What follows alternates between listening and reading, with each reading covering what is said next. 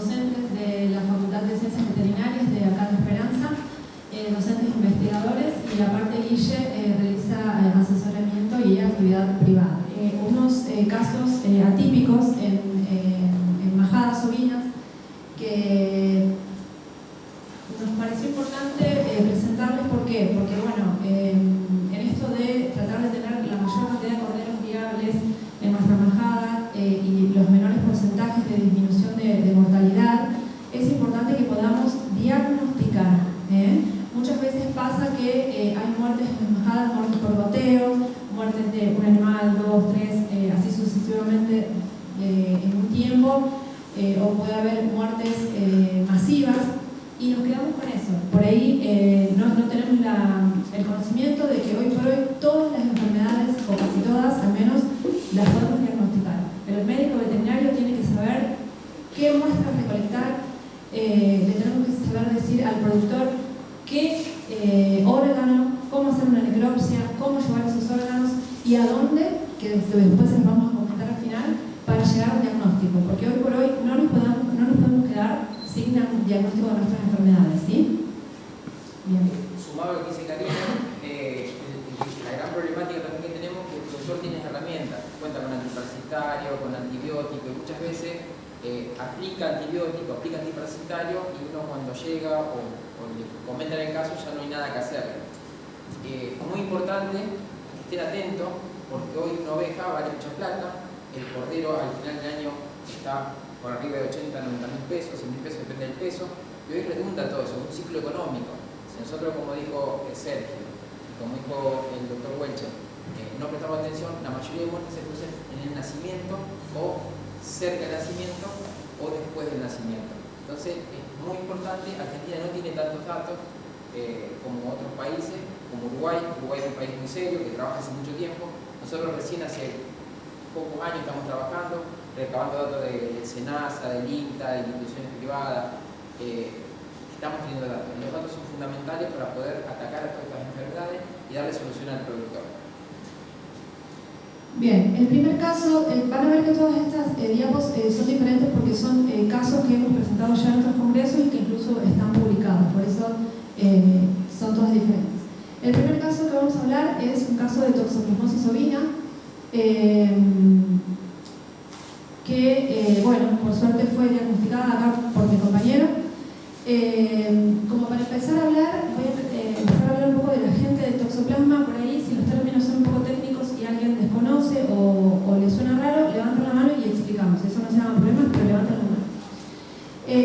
La toxoplasmosis es una enfermedad muy importante, no solo porque produce muertes, produce abortos en los bovinos con grandes pérdidas, sino también porque es una enfermedad zoonótica para nosotros, y sobre todo para las mujeres. Voy a hacer mucho hincapié en esto porque después ya Guille les va a comentar este caso que fue muy importante. El toxoplasma es un parásito. ¿Me permitís, Guille? Es un parásito, a diferencia de los parásitos que comentaban los chicos antes, es un parásito intracelular, o sea, no se ve, es muy chiquito, no lo vamos a ver a simple vista, pero es un parásito, es este acá, es intracelular obligado. ¿Y cómo es el ciclo de este parásito? Este señorcito acá, que muchos de nosotros amamos, que es el gatito, es el hospedador definitivo, digamos, es donde está el protozoo, este parásito del toxoplasma. Cuando se replica en su intestino y él hace sus deposiciones en materia fecal en las pasturas, por ejemplo, son ingeridas por esos zooquistes, en este caso por las ovejas. ¿Qué puede pasar en las ovejas? Pueden causar abortos, aborto temprano, aborto medio, aborto tardío, el nacimiento de fetos muertos, o sea, muertos, pueden nacer momificados. En el caso que sean mellizos, pueden nacer uno bien, uno viable y uno muerto. Animalitos que nacen y a las 48 horas se mueren. Produce gran variedad de signologías y casos en los ovinos. Por otra parte, la ingestión, o sea, los gatos defecan y puede ser, qué sé yo, en una huerta, en una quinta, que por ahí en el campo todos suelen tener. Las personas pueden consumir ese oquiste esporulado del toxoplasma y producir. En el caso de que sea la primoinfección en una mujer embarazada, es decir, si se contagia por primera vez estando embarazada, aborto de su bebé, o bien el nacimiento de bebés con problemas oculares y problemas nerviosos también. Bueno, esto sería todo con respecto a lo que es la presentación del ciclo. Es importante esta patología porque produce muchas muertes, muchos abortos, muchas pérdidas de corderos, y está, yo les diría que no está diagnosticada en Argentina. Hasta 2014 no había reportes de casos en Argentina de abortos y muertes por toxoplasma.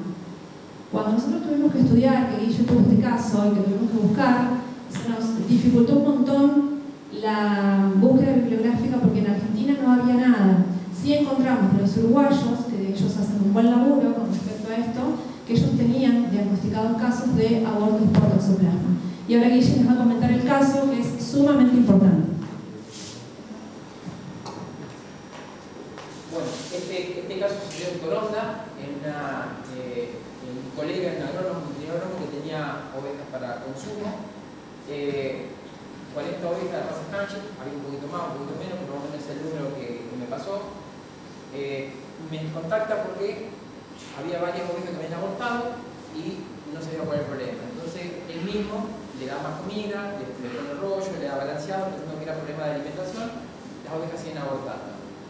Lo que llama la atención es que un 11 ovejas, o sea, casi un 30% de animales habían abortado. Es mucho, o sea, como dijo Karina, son abortos por goteo, o muertes por goteo, que cuando uno contabiliza, cuando pasa el 10%, hay que tener cuidado, generalmente. Los abortos en ovino, entre un 2 y un 5% es normal. ¿Por qué? Porque puede ser por golpe, plantas tóxicas, alguna infecciosa, que no llega a pasar a mayores. Pero cuando supera el 10%, hay que tener cuidado y pueden pasar estas cosas. Los abortos eran entre 135 y 150 días, casi a término. El toxoplasma tiene una gran versatilidad que puede producir al principio, al medio o al final. Los fetos nacían muertos, momificados, que significa que están deshidratados, porque ya pasó más de 150 horas. A partir de 150 horas el feto se deshidrata y no hay contenido líquido en él. Puede permanecer en el útero hasta el próximo servicio, lo aborta en un momento. El útero es una órgano muy noble, que como tal lo circunscribe y lo deja. Como no se comunica internamente, generalmente no nos damos cuenta muchas veces, y otras veces lo llamo y digo, claro, me vas a tener que mandar suero de las ovejas que abortaron y de las ovejas que no han abortado, y categoría, mándame la placenta y el feto. Me dice, mira, justo abortando dos ovejas, me manda los fetos. Entonces yo hablo a la facultad, hacemos una necropsia en la facultad y ahí repetimos la parte del laboratorio. El caso no queda acá nomás, porque cuando me dan el diagnóstico es el toxoplasma. Yo hablo con el chico y le digo, mirá, con marcas de apellido. Mira aquí, el problema es el toxoplasma. Me dice, vos sabés qué es.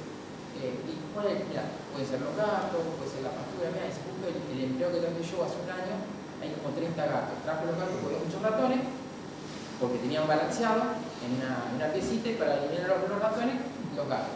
Pero claro, los gatos se multiplicaron. Tenés 4 gatos y yo voy a tener 30. Y me dice, ¿qué hago? Claro, ¿cuál es la idea? Va a tener que eliminación de gato. Hay que eliminar los animales, no hay otra cosa. ¿Cómo lo eliminó? No le pregunté porque es asunto de él. Pero le digo, mirá, vos tenés un empleado que tiene mujer, sí, tiene una mujer de empleado. Tiene una mujer de empleado. Bueno, pero decirle que tengan cuidado, mirá, no. Yo ya averigüé y ella estuvo hace 2 meses hospitalizada, fue al Cuyen, porque tuvo un aborto. Digo, tenés cuidado porque, mira, no, yo hablé al Cuyen directamente y el Cuyen me pasó el informe. La señora tuvo un aborto por toxoplasma. O sea, ella fue al baño, esos baños de campo que son de tipo letrina, aborta el feto, recupera el feto, lo va con el feto de todo al Cuyen le hace los estudios, le hace estudios sanguíneos y detectan no solamente en el feto, sino también anticuerpos de toxoplasma en ella. ¿Qué significa? Que ella adquirió el toxoplasma y tuvo una aborto. ¿Cuál es la síntesis de esto? Bueno, que el toxoplasma en la oveja produce aborto una sola vez. No es como en la cabra que puede ser reiteradas veces. En la oveja hace una autocuración, o sea, el segundo año ya no vuelve a producir aborto, salvo que sea prima infección, que sea la primera vez, sino crear anticuerpos y no hay más aborto. Al próximo año cambiamos el carnero, las ovejas que habían abortado estaban todas señaladas, y bueno, no hubo abortos, obviamente eliminó los gatos, el postero se fue, por modo propio, no por eliminar los gatos, porque bueno, no terminaron con los términos, pero bueno, de ahí la importancia es que muchas veces llegar al diagnóstico es muy importante, no solamente el diagnóstico en el campo, sino que lo que surgió, que hubo un aborto por toxoplasma, lo grave que es esto, que sin saber, sin querer, la gente los empleados no tenían conocimiento, bueno, no tener conocimiento, no tener poder lavar la verdura, tener las precauciones que hay que tener, pasa esto, pasó el aborto. Lo bueno de esto es que se diagnosticó, se llegó al caso, se habló con el CUYEN y bueno, el CUYEN nos pasó el informe y bueno, es ahí que le dimos la importancia y lo publicamos en varios congresos, en varias jornadas. Bueno, este es el aborto de la oveja, este es el corral donde iban abortando las ovejas, este es el feto, ahí dice 2 fetos machos abortados en 30 días de gestación, se recibió en el hospital, se hicieron las necrosis, se mandaron, dentro de la necrosis mandamos todos esos órganos a analizar. Lesiones placentarias y de cerebro y cerebelo, sugerente de la acción del toxoplasma. Entonces, confirmamos todo lo que les conté anteriormente y ese establecimiento hoy sigue teniendo ovejas, no hubo más abortos y eliminó los gatos. O sea, creo que sí hay un par de gatos, pero bueno, no es una población tan amplia como en ese momento. Esto es lo que es la modificación. Los fetos modificados tienen esta característica, no tienen líquido, o sea, están deshidratados.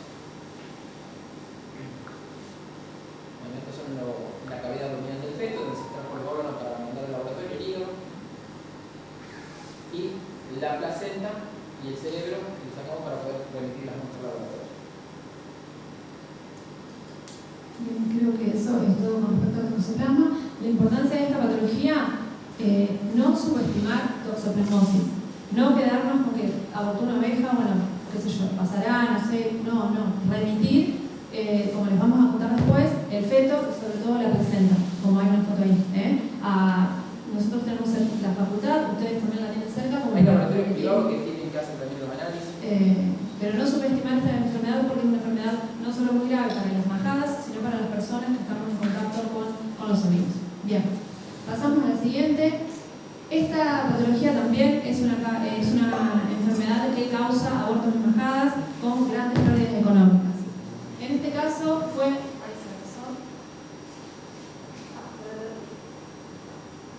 En este caso fue un caso de aborto ensodótico por clamidia psittaci en una majada ubicada en Portugalete, en el departamento de San Cristóbal, en la provincia de Santa Fe.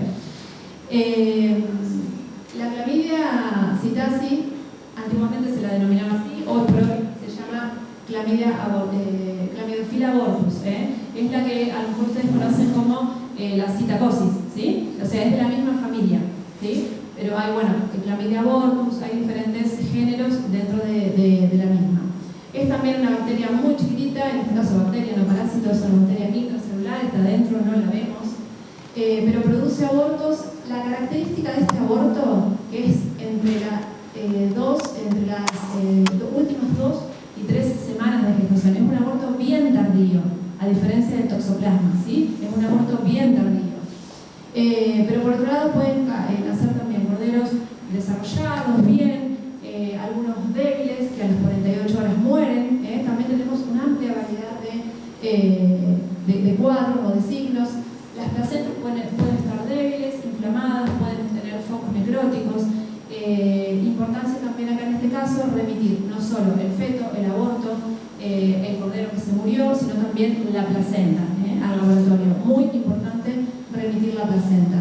Y por otro lado, tener en cuenta que constituye un riesgo potencial zoonótico ocupacional. ¿Por qué? Porque para las personas que estamos en contacto, los veterinarios, los productores, los tenedores de ovejas, los propietarios, pueden constituir una zoonosis. Están descritas por este agente, neumonías graves en humanos, inflamaciones pélvicas en mujeres y muerte también, mortalidad por neumonías graves si no se tratan. Y abortos también en mujeres. Así que es otra causa para tener en cuenta muy importante. Bueno, este caso sucedió en San Cristóbal, cerca del lugar de Portugalete. El productor está acá presente. Su nombre me llama, yo le atiendo hace mucho tiempo las ovejas. En el campo empezó con 10 ovejas de ternero y él tiene al año tiene más de 110 animales. Con cordero debe tener 160, 170 animales, quizás más. Empezó con abortos. Última semana de gestación, habían 5 murieron en periparto, las ovejas también mueren muchas veces. Lo que llamó la atención es que había corderos que nacían con estado de putrefacción y otro nacía normal pero muerto, por ahí nacían vivos y morían a los pocos días. Entonces, por teléfono, digo, mira Raúl, lo mejor, lo que vamos a tener que hacer es mandar el feto, recoger la placenta, consumo cuidado, refrigerada. ¿Qué significa refrigerada? No congelada. Se la coloca en un recipiente y hielo al costado, nada más. Lo recibimos en la facultad y también le realizamos la necropsia. Lo hizo el Hospital del Cerebro Animal, en la necropsia, hicimos la doctora Silva Machado y bueno, mandamos también cierto tipo de órganos para la evaluación a través del análisis histopatológico. Las lesiones fueron encontradas en la necropsia y refería a clamidofilia aborto, o sea, a clamidia sintaxis, o sea que había ciertas lesiones que eran compatibles. ¿Qué es lo que pasó ese año? Ese año en los animales había una seca importante, se le empezó a dar mucho silo de sorgo en el establecimiento, las palomas y los loros comían del silo ese, lo que tenía algo de grano. Como comían, respiraban y defecaban, contaminó los comederos. Esas ovejas se enfermaron. Lo que yo hice a partir del informe laboratorio es ir a hacer la ecografía de las ovejas restantes, ovejas que estaban preñadas por ecografía, y apliqué una dosis de oxiciclina LA. Con eso frenamos los abortos y se paró la ola de aborto. Pero fueron casi 15 a 20 ovejas que habían abortado en el establecimiento, lo cual sobre 80 habla de un importante porcentaje. Le suspendimos el ciclo, lo cual eso también bajó el contagio de los animales. O sea, miren por lo que empezamos, por el silo. El silo sorgo, había muchas aves que necesitaban comer y justo se daba. ¿Qué pasa? La oveja iba al campo a comer y se le ponían los silos en los comederos. Hasta que volvían las ovejas, esas palomas, los loros y otras aves contaminaron el alimento. El productor me llamó, me dijo, mira, hay algún problema con si eso no, tenía algo así, no te preocupes, digo, preocupate, porque ya cuando ya habíamos vacunado, habíamos colocado antibióticos, bueno, sí había una familia, lo cual le pregunté que por esos síntomas respiratorios, si había uno resfriado o no resfriado, me respondieron que no, así que por ese lado nos pudimos quedar tranquilos. Pero también es una enfermedad que hay que tener cuidado porque es zoonótica y justo encima venía todo el tema de la gripe aviar o del COVID, así que estaba todo, no había que levantar mucha probabilidad porque íbamos a tener todo preso. No, era complicado. O sea, por eso tuvimos la precaución y bueno, cualquier cosa de síntoma, ir al hospital o al médico. Sí, un poco nosotros es nuestro deber también como formadores de la salud, informadores de la salud, ver estas cuestiones. No solo quedarnos con lo que pasa con los animales, sino con las personas que están en contacto con los animales, ¿no? Bien. ¿No tenían síntomas respiratorios esa oveja por la duda? No había. Pero puede llegar a ver. Son cuadros muy diversos, sintomatología diversa. La sintomatología principal era el aborto. El aborto y el nacimiento. Lo que más llamaba la atención que era uno bien en estado avanzado de descomposición y el otro normal. Como viene en bolsas separadas, o sea, esa es la apreciación que tenemos la gente del campo. Bien.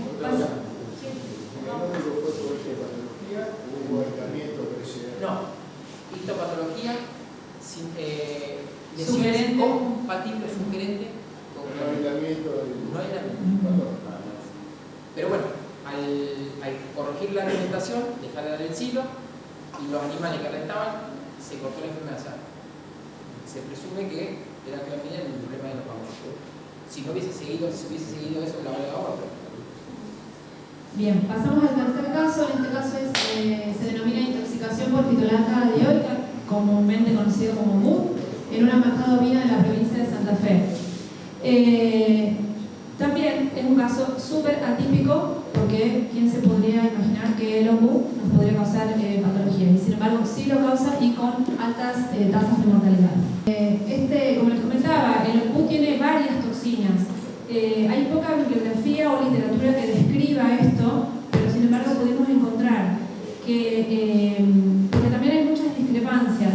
Algunos autores dicen que las semillas y las cortezas del ombú son tóxicas, solamente eso. Otros autores dicen que la raíz también es tóxica, otros dicen que el fruto del ombú es tóxico.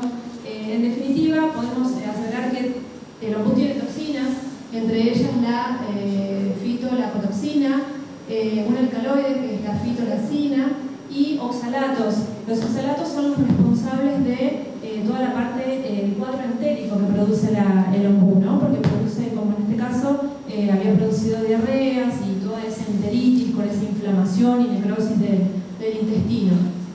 Y por otro lado, produce signología nerviosa por los dos primeros agentes, donde puede haber marcha vacilante, un animal que está inestable y demás. O sea, produce un cuadro bastante importante. Y bueno, ahora Guille nos va a comentar cómo se desarrolló el caso. Me llama un colega que trabajaba en la zona de las vacas, y las ovejas deambulaban por el campo, se cruzaban al campo vecino a comer la soja.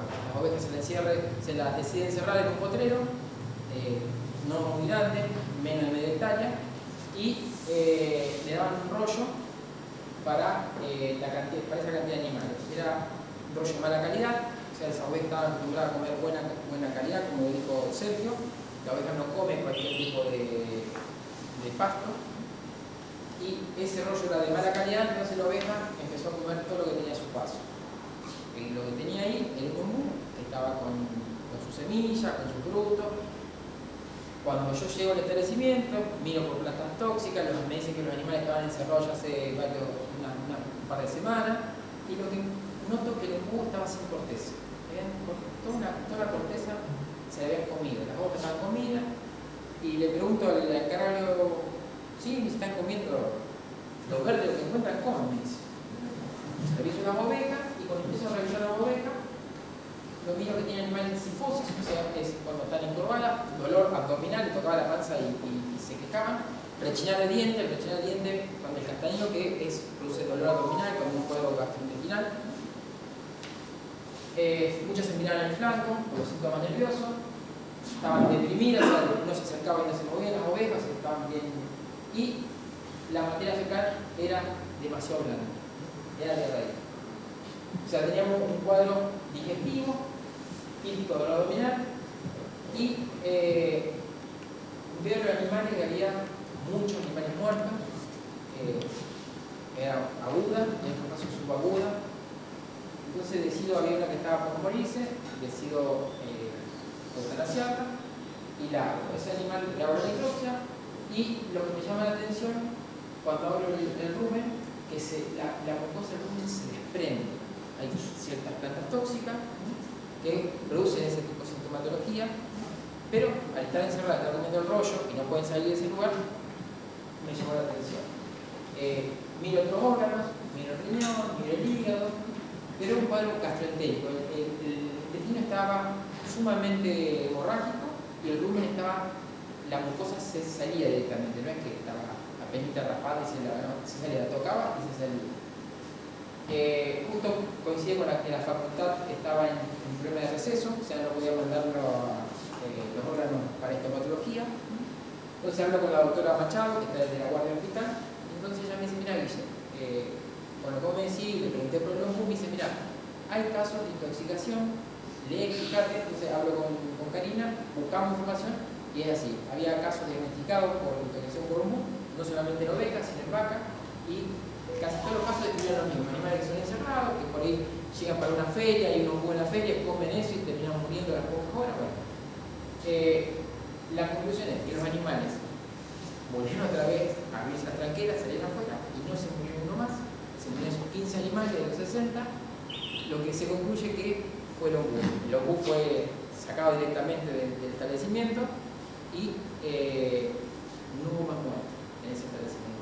Sí, lo llamativo de eso es lo que es la parte digestiva, cómo estaba deteriorada la parte digestiva. Sí, lo que pudimos confirmarlo, porque la facultad estaba cerrada en enero, no tenemos acceso, no tenemos laboratorio, no tenemos servicio de nada, creo que ha sido más o menos en esa época, la erosión de la mucosa ruminal, como se ve en la segunda foto, en la imagen, se desprendía totalmente la mucosa ruminal, lo cual estaba descrito con la bibliografía que podemos consultar y llegar a la confirmación del diagnóstico.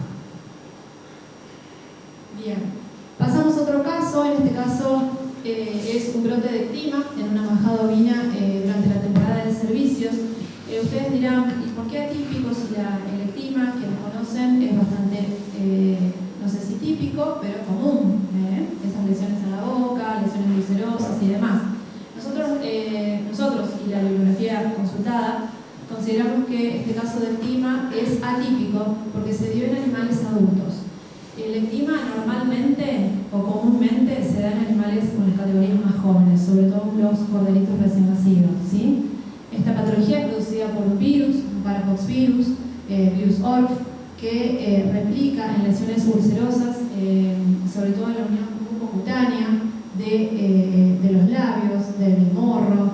En las ovejas adultas también puede producir en los pezones, en vulva, en espacio interdigital. Es una patología que genera una úlcera, se replica el virus, genera una úlcera que se transforma en una vesícula, en una pústula, una pápula, y es sumamente dolorosa. Lo que hace que los animales, imagínense que si tienen esas lesiones orales, dejen de comer totalmente. Entonces produce grandes pérdidas económicas. Los corderitos se están mamando, dejan de mamar, obviamente, y se mueren por inanición. Y en animales adultos, si dejan de comer, también pueden llegar a morirse. En este caso fue en animales adultos, por eso es que para nosotros es una patología o un brote atípico, porque se dio justamente en temporada de servicios donde los animales estaban sometidos bajo un estrés.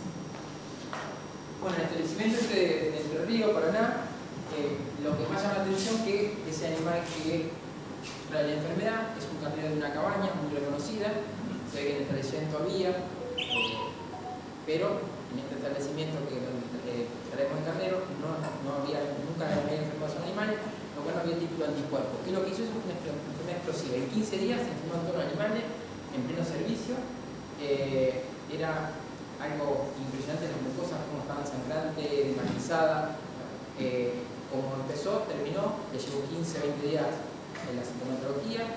Lo que se hizo, se trató con yodo, limpieza con yodo, las costras se le sacan. Hay gente que dice que hay que sacar, pero que no, depende. Se sacó las costras, se deben no tirar en el mismo potrero porque eso son fuente de contaminación. Esas costras se deben quemar o eliminar. Aquellos animales, como tenemos un clima que cambió, ya no tenemos más el clima templado húmedo que hace 30 años atrás, ya tenemos un clima subtropical. En invierno hay oleadas de calor, temperaturas elevadas, lo cual hay animales que se aprovecharon, lo cual hay que tratarlo, hay que cuidarlo. Bueno, lo que genera todo eso, un costo extra del establecimiento, sobre todo en el personal que hay que estar constantemente controlándolo, limpiándolo, y además de clima es una zoonosis, pero en las personas es autolimitante, o sea, más que en los brazos o en las manos no llega una leve picor, cruce. Sí, una úlcera, como ven ahí en los dedos, sobre todo las personas que están en contacto con la úlcera propiamente dicho, con el cordero, con las glándulas mamarias, las ovejas y demás, pero no pasa a mayores, digamos. Por eso lo ideal es cuando sacamos las costras, colocar los guantes y las costras desecharlas en un frasco o en una lata y después quemarlo o eliminarlo.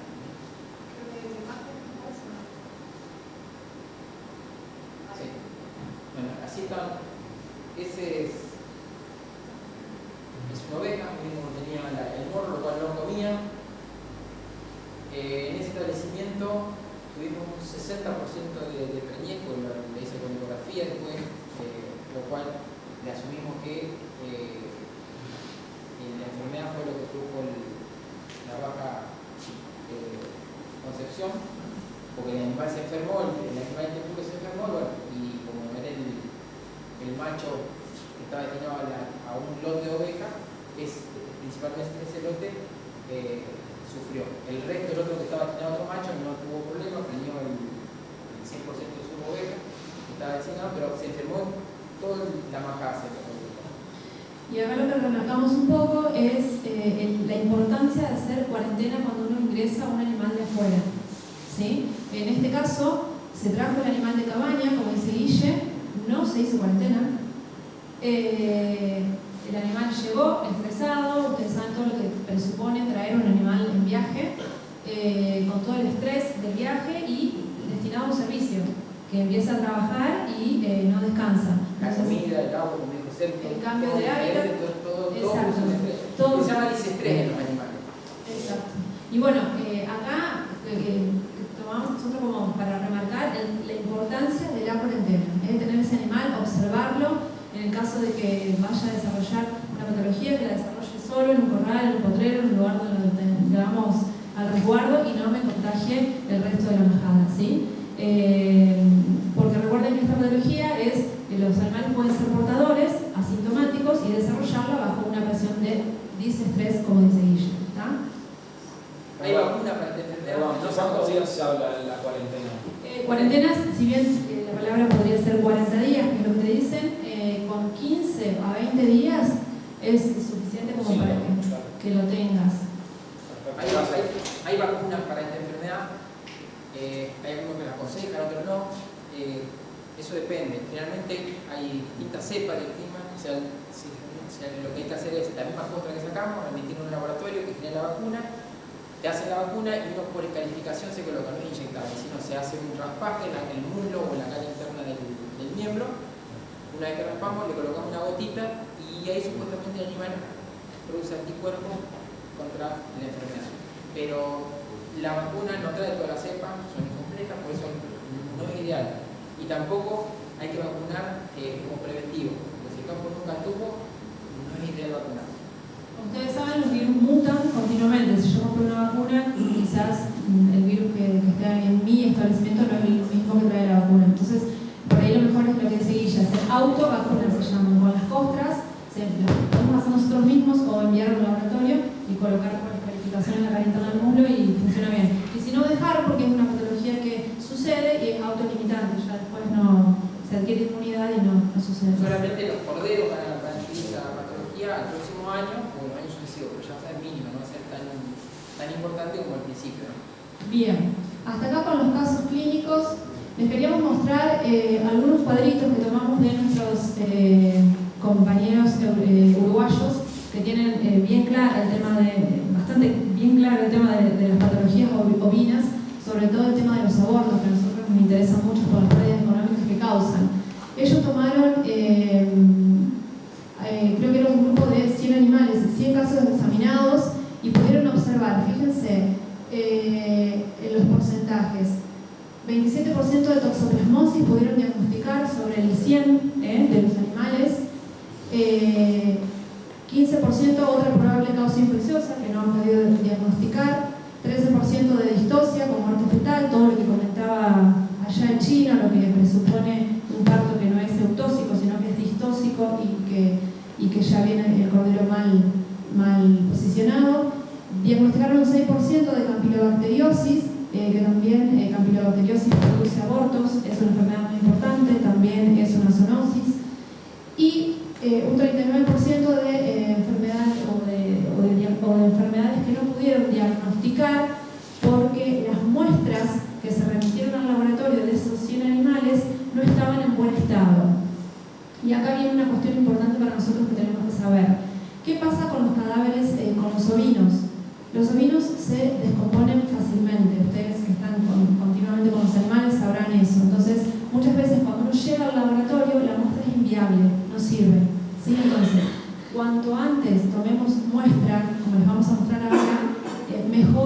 rápido y más eficiente va a poder ser el diagnóstico, ¿sí?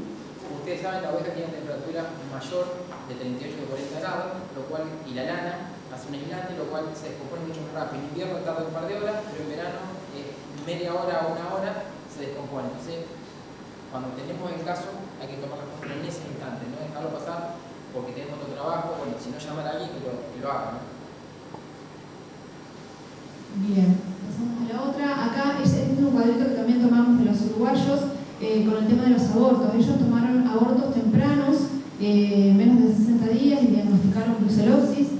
Abortos medios, entre los 60 y 110 días de gestación. Tomaron causas no infecciosas. Sobre todo las causas no infecciosas tienen que ver con traumatismos, plantas tóxicas. Plantas, por ejemplo, que tienen fitoestrógeno, como por ejemplo ciertos tréboles, lo cual también producen abortos. Y, por supuesto, toxoplasmosis. Ellos tienen bien claro y bien diagnosticado el toxoplasma. Abortos tardías, más de 110 días de gestación. La clamidiasis, que fue el caso que le presentamos. Brucelosis, campilobacteriosis, salmonelosis, que también hay muchos. Listeriosis, no tenemos reporte de casos acá. Y sí, neosporosis, que la neospora es de la misma familia que el toxoplasma. Es un protozoo y que también produce abortos y que está, si bien fue subdiagnosticada hasta hace tiempo, igual que el toxoplasma, se diagnosticaba poco, hoy por hoy se está empezando a diagnosticar la neospora y bueno, sepamos que existe y que debemos diagnosticar. La diferencia con el toxoplasma es que no es zoonosis, no es zoonosis. Exacto, no es zoonosis. Bien, ¿qué pruebas de laboratorio podemos hacer para diagnosticar patógenos abortivos? Bueno, de los protozoarios que les mencionamos recién, el toxoplasma y neospora, se envían muestras al laboratorio, ya vamos a ver después qué, para PCR, para Clamidia y Campylobacter también, para todo lo que es bacteriano, ¿no? Campylobacter jejuni, fetus, coxiella, leptospira, que es bastante común, hay casos de leptospirosis en ovinos, en épocas lluviosas, y otras bacterias. De las virales, los pestivirus, sobre todo diarrea viral bovina, los uruguayos pudieron diagnosticar varios casos de toxoplasmosis asociadas a la diarrea viral bovina. ¿Sí? O sea, pudieron diagnosticar el protozoo y el virus. Lo que quiere decir que si estamos en esa, estamos en un problemón, porque la diarrea viral bovina está en todo lo que está. Es frecuente. Bien. Esto a título informativo. Y lo más importante, a donde queríamos llegar, a donde apuntábamos con toda esta charla, que capaz que nos desanimó mucho y capaz que es un poco aburrida. ¿Qué? Los guantes, no es para la foto. Lo importante de todo es hacer una necropsia, ¿sí? Si tengo animales enfermos, tengo una majada de animales enfermos, tengo muertos, los muertos remitir lo más rápido posible a un laboratorio cercano, aunque sea uno. Primero llamo por teléfono a la institución donde voy a remitir. En nuestro caso, en la Facultad de Ciencias Veterinarias tenemos laboratorios de histopatología, laboratorio de análisis químicos y bioquímicos, servicio de necropsia en el Hospital de Salud de Grandes Hermanos. Llamo a la facultad y digo, tengo un animal muerto, le pasan por el área y le van a decir cómo remitir esa muestra. Es súper importante que lleven el feto, el cordero muerto, la oveja, la placenta y el animal que tengan, ¿sí? Pero llamen a la facultad y pregunten cómo lo tienen que enviar, porque eso es súper importante. Y que tengan la mayor cantidad de datos posible. Seguramente el laboratorio les va a pedir que hagan una anamnesis, le llamamos nosotros, pero ustedes pueden contar y saber qué categoría de animales tenían, qué estaban comiendo, cómo se produjeron las muertes, si hubo alguna signología nerviosa, digestiva, diarrea, que sepan cuántos animales, o sea, hace cuánto tiempo que empezó el cuadro, o sea, eso es súper importante que lo tengan en claro. Enviar las placentas, bueno, el laboratorio va a poder analizar las placentas, que es muy importante. Fíjense, las placentitis por protozoos, en este caso el color por el toxoplasma, y si son bacterianas es totalmente diferente. Esto es trabajo del laboratorio, es nada más que para que ustedes sepan la importancia de mandar una placenta a analizar. Por otro lado, si mandamos el feto, bueno, vamos a ver que vamos, de acuerdo a las horas, A las 12 horas el líquido amniótico ya va a estar turbio, luego empiezan, a medida que pasan las horas, a deshidratarse, como el toxoplasma. ¿Vieron ese feto momificado, sin líquido, con la piel oscura pegada a los huesitos? Bueno, eso es una escala correlativa que termina con un feto momificado. Esto es a título informativo, nada más que para que sepan en qué semana de gestación, qué medida debería tener un feto para ver si estoy bien con el desarrollo. Esto también lo hace el laboratorio. Sumamente importancia para identificar qué tipo de enfermedad abortiva es, porque no todas las enfermedades abortivas se producen al mismo tiempo, en distintos momentos, y van a producir un cordón más chico a media gestación o a término. Bien, los abortos, bueno, si los pueden refrigerar, mucho mejor, lo colocan en una bolsa, lo colocan en la heladera si pueden. Nosotros eso es algo que hacemos, por ahí lo decimos y dicen, uy, en la heladera sí, en la heladera ponemos de todo, aparte de la comida nuestra, todo embolsado, podemos poner el feto y pueden tomar, si pueden, siempre tengan una jeringa y tomar líquido del cuajo, abrir y tomar, y eso también se refrigera. Y si no, en las heladeras de Telcopor, que solemos tener todos, con hielo o con los refrigerantes para enviar al laboratorio lo antes posible. Si alguno hace necropsia, bueno, los netes todos hacen y saben, pero los productores también pueden hacer, y muchos también lo hacen y saben, tomar muestras de pulmón, de hígado, de vaso, colocarlos en recipientes estériles. Algunos tienen los recipientes que nosotros remitimos la orina al laboratorio del señor acá Olivaudo. Tenemos esos, y si no, tenemos los frascos de mermelada esterilizados, limpios. También los podemos poner a los trocitos de órganos con formol al 10%, y si no, con alcohol también. ¿La otra, Guille? Podemos tomar muestras de descargas vaginales, y en el caso de que tengamos aborto, si tenemos una jeringa, podemos tomar de la vagina, podemos tomar de descarga vaginal, o bien también vienen estos tubitos con el hisopado, con el hisopo, que tiene un medio estéril, para enviarlo al laboratorio. Pero si no, con una jeringuita tomar líquido de la vagina también está bien. Siempre que manden placenta, al menos que tenga un cotiledón. Los cotiledones son los botoncitos redonditos, ¿sí? Porque ahí en general es donde se produce la replicación. En el caso de los protozoos se replican en los cotiledones y producen el desprendimiento placentario. Entonces, si mandan placenta, que tenga al menos un cotiledón. Bien, para serología, suero sanguíneo y de la madre y de animales sanos del mismo grupo. Sepan que si tienen animales enfermos y pueden llegar a hacer una necropsia, sacrificar un animal enfermo, es muy importante para, si tienen muchos animales, sacrificar uno y enviar a necropsia a un laboratorio también es muy importante y ayuda mucho al diagnóstico. Bueno, en el caso que sospechemos de leptospirosis, por supuesto, riñón, siempre enviar un riñón, hígado en un recipiente estéril, con formol. Acá hay unas fotitos de riñones, pueden enviar el riñón entero o bien un trocito. Si no, la orina de la vejiga, que si fuera también una jeringa estéril, se trae muestra y se sacar orina, que en general es ictérica, es amarilla, la toman en una jeringa y la envían para cultivo. Para histopatología, lo más rápido posible, porque los órganos se descomponen, como decíamos recién, cortar con un cuchillo. Siempre tomar muestra de un tejido sano y del tejido que nos parece que está enfermo, ya sea pulmón, hígado, riñón, pero también de una parte sana, ¿sí? Con un trocito chiquito es suficiente. Esos lo colocan en frasquitos con formol al 10%.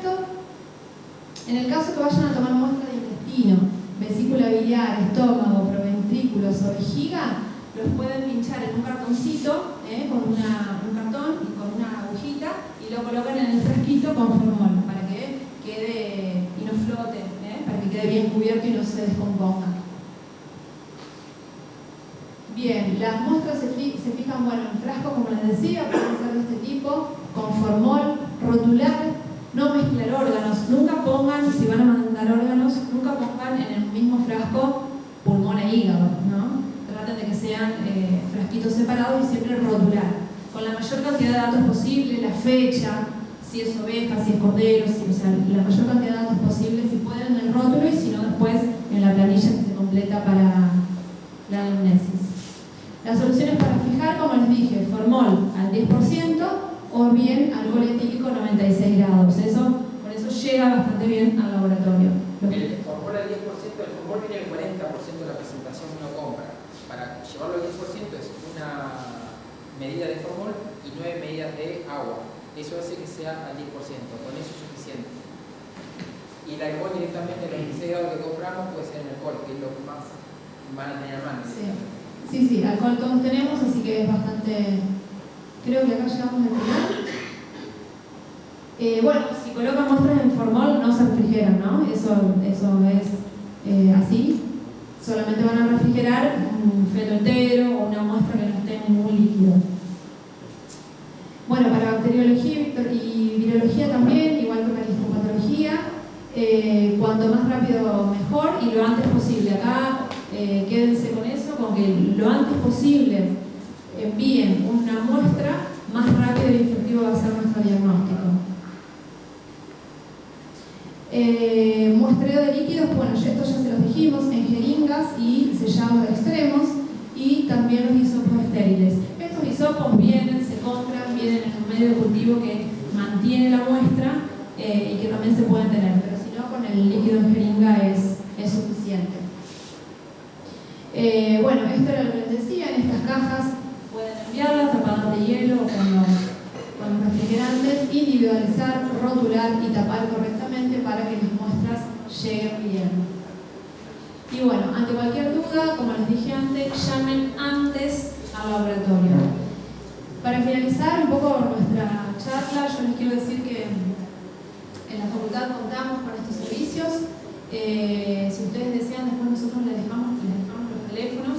No somos nosotros quienes hacemos esta tarea, son nuestros colegas, pero les dejamos los teléfonos o los contactos para que ante cualquier duda los productores, ustedes puedan llamar o bien le digan a su veterinario de confianza: mira, yo quiero hacer este diagnóstico. Y los veterinarios no podemos dejar pasar por alto estas enfermedades, no solo por las pérdidas que producen en nuestras majadas, pérdidas económicas, sino también por los riesgos potenciales zoonóticos que son para nosotros que estamos en contacto con los animales. Así que bueno, muchas gracias.